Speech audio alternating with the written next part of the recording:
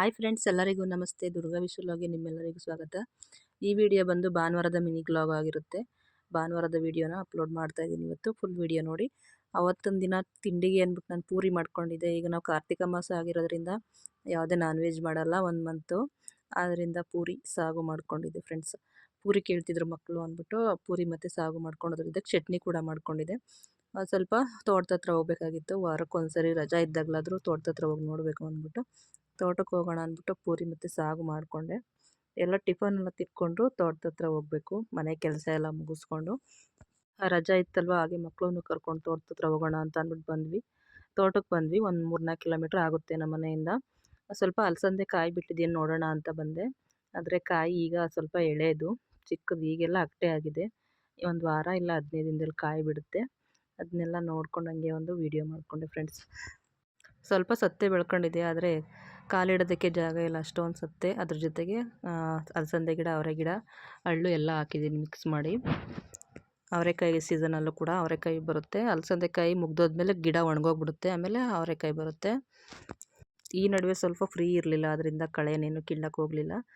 ಆದರೂ ಅಷ್ಟೊಂದು ಜಾಸ್ತಿ ಏನು ಕಳೆ ಇಲ್ಲ, ಗಿಡನೇ ಇದೆ, ಬರೀ ಅಲಸಂದೆ ಗಿಡನೇ ಜಾಸ್ತಿ ಇದೆ.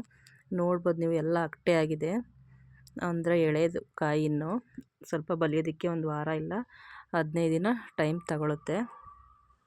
ಹಾಗೆ ಹೊಲ್ದ ಹತ್ರ ಬಂದ ತಕ್ಷಣ ತೋಟದಲ್ಲಿ ಸ್ವಲ್ಪ ತೆಂಗಿನಕಾಯಿನೆಲ್ಲ ಹುಡುಕ್ತೆ. ಒಂದು 6-7 ತೆಂಗಿನಕಾಯಿ ಸಿಕ್ತು, ಅದನ್ನು ತಂದು ಇಟ್ಟಿದ್ದೀನಿ ಇಲ್ಲಿ. ಹಾಗೆ ಶುಂಠಿ ಕಿತ್ತಿದ್ನಲ್ಲ ನಾನು ಪಾಟಲ್ಲಿದ್ದು, ಶುಂಠಿ ಮತ್ತು ಅರಶಿನ ಕಿತ್ತಿದ್ನಲ್ವ, ಅದನ್ನೆಲ್ಲನೂ ಇಲ್ಲಿ ಹಾಕೋಣ ಅಂತಂದಿದ್ದೀನಿ. ಇನ್ನೂ ಸ್ವಲ್ಪ ಚೆನ್ನಾಗಿತ್ತು ಅದು ಗಿಡ. ನಾನು ತುಳಸಿ ಗಿಡ ಹಾಕೋದಕ್ಕೆ ಅಂತ ಪಾಟ್ ಕ್ಲೀನ್ ಮಾಡಿದ್ದೆ, ಇದನ್ನು ನೆಡಬೇಕಲ್ಲಿ. ಹಾಗೆ ಸ್ವಲ್ಪ ಗನ್ಕೆ ಸೊಪ್ಪನ್ನು ಕೂಡ ಕಿತ್ಕೊಂಡು ಬಂದಿದ್ದೀನಿ, ಮಸೊಪ್ಪಾಗುತ್ತೆ ಅಂದ್ಬಿಟ್ಟು. ಇದನ್ನೆಲ್ಲ ಬಿಡಿಸಿಟ್ಕೊಬೇಕು.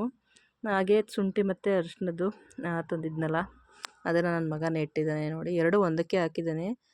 ಯಾಕಂದರೆ ಗುದ್ಲಿ ಇರಲಿಲ್ಲ ಅಲ್ಲಿ, ಮಿಷಿನ್ ಮನೆ ಬಾಗಿಲು ಹಾಕಿತ್ತು, ಅದರಿಂದ ಒಂದಕ್ಕೆ ಹಾಕಿದ್ದಾನೆ. ನಮ್ಮ ಮನೆಯವರು ಕೂಡ ಬಂದರು. ಈಗ ಸೊಸೈಟಿ ಎಲೆಕ್ಷನ್ ನಡೀತಾ ಇದೆ, ಎಲೆಕ್ಷನ್ ಓಟ್ ಹಾಕಿ ಬರ್ತೀನಿ ಅಂತ ಅಂದ್ಬಿಟ್ಟು ನಮ್ಮ ತೋಟದ ಹತ್ರ ಬಿಟ್ಟು ಹೋದರು.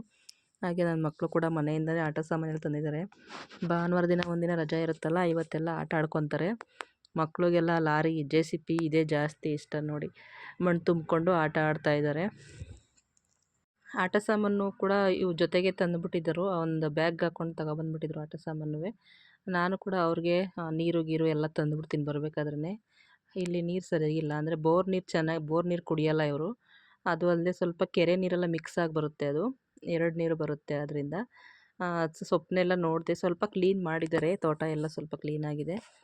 ಇನ್ನೊಂದು ಸ್ವಲ್ಪ ಸತ್ತೇನಲ್ಲ, ನಾನು ಸ್ವಲ್ಪ ಕಿತ್ಕೊಂಡೆ. ಗನ್ಕೆ ಸೊಪ್ಪು ನೋಡಿ ಎಷ್ಟು ಚೆನ್ನಾಗಿ ಕುಡಿ ಹೊಡೆದಿದೆ. ಸ್ವಲ್ಪ ಬಿಸಿಲು ಜಾಸ್ತಿ ಆಗೋಯ್ತು, ನಾವು ಹೋಗೋಷ್ಟರಲ್ಲಿ 12 ಗಂಟೆ ಆಗೋಯ್ತು, ಬಿಸಿಲಿತ್ತು. ಅದರಿಂದ ಗನ್ಕೆ ಸೊಪ್ಪು ಕಿತ್ಕೊಳ್ಳಿಲ್ಲ. ಆಲ್ರೆಡಿ ಕಿತ್ಕೊಂಡಿದ್ನಲ್ವ, ಅದೇ ಸಾಕಾಗ್ಬಿಡುತ್ತೆ ನಮಗೆ ಒಂದು ಟೈಮ್ಗೆ ಅಂತ ಅಂದ್ಬಿಟ್ಟು ಕಿತ್ಕೊಂಡಿಲ್ಲ. ಸೊಪ್ಪೇನೂ ಇಲ್ಲ ಫ್ರೆಂಡ್ಸ್, ಸೊಪ್ಪು ಚೆಲ್ಲಿಲ್ಲ, ಸೊಪ್ಪು ಹೊಸ್ದಾಗಿ ಹಾಕಬೇಕು. ಮತ್ತು ಕನಕಾಂಬರ ಗಿಡ ಯಾಕೋ ಈಗ ಹೂವನೇ ಬಿಡ್ತಾಯಿಲ್ಲ. ಚೆನ್ನಾಗಿ ಬಿಸಿಲು ಹೊಡಿತಾಯಿದ್ರೆ ಅದು ಹೂವು ಬಿಡ್ತಿಲ್ಲ. ಮೊದಲು ಉಳ್ಳಿ ಮತ್ತು ಸೆಣಬನ್ನೆಲ್ಲ ಹಾಕಿದ್ರಲ್ಲ, ಎಲ್ಲ ಉಳಿಸಿದ್ದಾರೆ. ಈಗ ಜೋಳ ಹಾಕ್ತಾರೆ, ಬೇಬಿಕಾರ್ನ್ ಜೋಳ, ಗೋಬಿಗೆ ಹೋಗುತ್ತಲ್ಲ ಅದು ಬೇಬಿಕಾರ್ನ್ ಜೋಳ ಹಾಕ್ತಾರೆ. ಉಳಿಸೆಲ್ಲ ಕ್ಲೀನ್ ಮಾಡಿದ್ದಾರೆ. ಹಾಗೆ ಮೇಲ್ಗಡೆ ಇರೋದು ಭತ್ತ ಹಾಕಿದ್ವಿ, ಅಲ್ಲಿ ಹೋಗಲಿಲ್ಲ ಫ್ರೆಂಡ್ಸ್, ಬಿಸಿಲಿತ್ತು ಅಂದ್ಬಿಟ್ಟು ಅಲ್ಲೆಲ್ಲ ಹೋಗಲಿಲ್ಲ. ಮುಂದಿನ ಸಾರಿ ಬಂದಾಗ ಅಲ್ಲೆಲ್ಲ ವೀಡಿಯೋ ಮಾಡಿ ತೋರಿಸ್ತೀನಿ ನಿಮಗೆ. ಹಾಗೆ ಸ್ವಲ್ಪ ಶುಂಠಿ ಬಂದಿದೆ ನೋಡಿ. ಶುಂಠಿ ಗಿಡ ಒಣಗಿತ್ತು ಅಂದರೆ ಶುಂಠಿ ಬಂದಿದೆ ಅಂತ ಅರ್ಥ. ಅದನ್ನೆಲ್ಲ ಕಿತ್ಕೊಂಡೆ. ತ್ಯಾವ ಇರುತ್ತವು ಚೆನ್ನಾಗಿ ಬರುತ್ತೆ, ಆದರೆ ತ್ಯಾವ ಇಲ್ದಿರುತ್ತವು ಭೂಮಿ ಒಳಗಡೆ ಸೇರಿಕೊಳ್ಳುತ್ತೆ. ಶುಂಠಿ ಅಲ್ಲ, ಅರಿಶಿನ, ಸಾರಿ. ಹಾಗೆ ಸ್ವಲ್ಪ ನುಗ್ಗೆ ಸೊಪ್ಪು ಕಿತ್ಕೊಂಡು ಮನೆಗೆ ಬಂದ್ವಿ. ಸ್ವಲ್ಪ ಕಳೆನೆಲ್ಲ ಕಿತ್ಬಿಟ್ಟು ಮನೆಗೆ ಬಂದ್ವಿ. ಅಷ್ಟರಲ್ಲಂತ ಅಮ್ಮ ಸ್ವಲ್ಪ ಬ್ಯಾಗ್ ತಂದು ಇಟ್ಬಿಟ್ಟು ಹೋಗಿದ್ದ. ಅಂದರೆ ಗೇಟ್ ಬೀಗ ಹಾಕಿರಲ್ಲ, ಮನೆ ಬೀಗ ಹಾಕಿರ್ತೀನಿ. ಗೇಟ್ ಹತ್ರ ಬಂದು ತಂದು ಇಟ್ಬಿಟ್ಟು ಹೋಗಿದ್ದಾನೆ, ಮೇಲ್ಗಡೆ ಇರೋದಲ್ವ ನಾವು, ಅದರಿಂದ ಬ್ಯಾಗ್ ತಂದು ಇಟ್ಬಿಟ್ಟು ಹೊಂಟೋಗಿದ್ದೆ. ನನ್ನ ತೋಟದಲ್ಲಿ ಇದ್ನಲ್ಲ. ಹಾಗೆ ಅಲಸಂದೆಕಾಯಿ, ಸ್ವಲ್ಪ ಸ್ಟಾರ್ ಫ್ರೂಟು, ಹಾಗೆ ನೆಲ್ಲಿಕಾಯಿ, ಬದನೆಕಾಯಿನೆಲ್ಲ ತಂದಿದ್ದಾನೆ. ಅದ್ರ ಜೊತೆಗೆ ಸ್ವಲ್ಪ ಒಣಮೆಣ್ಸಿನ್ಕಾಯಿ ಎಲ್ಲ ಕೊಟ್ಟು ಕಳಿಸಿದ್ದಾರೆ ನಮ್ಮಮ್ಮ. ಬೆಳೀತಾರೆಲ್ಲ, ಅದರಿಂದೆಲ್ಲ ಕೊಟ್ಟು ಕಳಿಸ್ತಾರೆ. ನುಗ್ಗೆ ಸೊಪ್ಪು ನಮ್ಮ ಅಮ್ಮನೂ ಕೊಟ್ಬಿಟ್ಟಿದ್ದಾರೆ, ನಾನು ಕಿತ್ಕೊಂಬಂದ್ಬಿಟ್ಟಿದ್ದೀನಿ. ನಾನು ಫ್ರಿಜ್ಜಲ್ಲಿ ಇಟ್ಕೋತೀನಿ. ಆದರೆ ಇದನ್ನೆಲ್ಲ ಬೇರೆ ಬೇರೆ ಮಾಡ್ಕೋಬೇಕು, ಸಪ್ರೇಟ್ ಮಾಡಿಕೊಂಡು.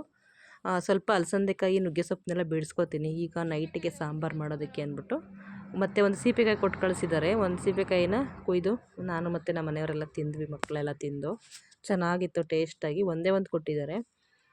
ನನ್ನ ತಮ್ಮನಿಗೂ ಕೊಟ್ಟಿರ್ತಾರೆ ತರಕಾರಿ, ಮತ್ತು ನಮ್ಮ ಚಿಕ್ಕಮ್ಮನಿಗೂ ಕೊಟ್ಟು ಕಳಿಸಿರ್ತಾರೆ. 3 ಮನೆಗೂ ಕೊಟ್ಟಿರ್ತಾರೆ ಪಾಪ, ಅವರು ಎಷ್ಟು ಅಂತ ಕೊಡ್ತಾರಲ್ವ. ಹಾಗೆ ನೈಟಿಗೆ ನೋಡಿ ಸಾಂಬಾರು ಮಾಡಿಕೊಂಡೆ. ಉಪ್ಸಾರು ಮಾಡ್ಕೊಂಡಿದ್ದೀನಿ. ನುಗ್ಗೆ ಸೊಪ್ಪು ಮತ್ತು ಅಲಸಂದೆ ಕಾಳು, ಹಸಿ ಕಾಳು ಹಾಕಿ ಉಪ್ಸಾರು ಮಾಡಿದ್ರೆ ತುಂಬ ಟೇಸ್ಟಾಗಿ ಚೆನ್ನಾಗಿರುತ್ತೆ. ನುಗ್ಗೆ ಸೊಪ್ಪು ನೋಡ್ಬಿಟ್ಟು ಉಪ್ಸಾರು ಮಾಡಬೇಕು ಅಂದ್ಬಿಟ್ಟು ಉಪ್ಸಾರು ಮಾಡಿಕೊಂಡೆ ಫ್ರೆಂಡ್ಸ್. ಇದಾಗಿತ್ತು ಫ್ರೆಂಡ್ಸ್ ಇವತ್ತಿನ ಲಾಗ್, ಇವತ್ತಿನ ವಿಡಿಯೋ. ಫುಲ್ ವಿಡಿಯೋ ನೋಡಿ.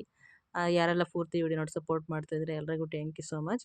ಇದೇ ರೀತಿ ಎಲ್ಲ ವಿಡಿಯೋ ನೋಡಿ ಅಂತ ಎಲ್ಲರಲ್ಲೂ ಕೇಳ್ಕೊತೀನಿ. ಉಪ್ಸಾರಿಗೂ ಮುದ್ದೆಗೂ ಸೂಪರ್ ಕಾಂಬಿನೇಷನು. ಉಪ್ಸಾರೇ ಮುದ್ದೆಗೆ ಸೂಟ್ ಆಗುವಂಥ ಸಾಂಬಾರು ಫ್ರೆಂಡ್ಸ್. ಈಗಂತೂ ನಾನ್ ವೆಜ್ ಅಂತೂ ಇಲ್ಲ, ಕಾರ್ತಿಕ ಮಾಸ. ಅದರಲ್ಲಿ ವೆಜ್ಜಲ್ಲೇ ಏನೇನೋ ವೆರೈಟಿ ಮಾಡ್ತಾ ಇರ್ತೀನಿ friends. Thank you so much video ನೋಡಿದ್ದಕ್ಕೆ ಧನ್ಯವಾದಗಳು.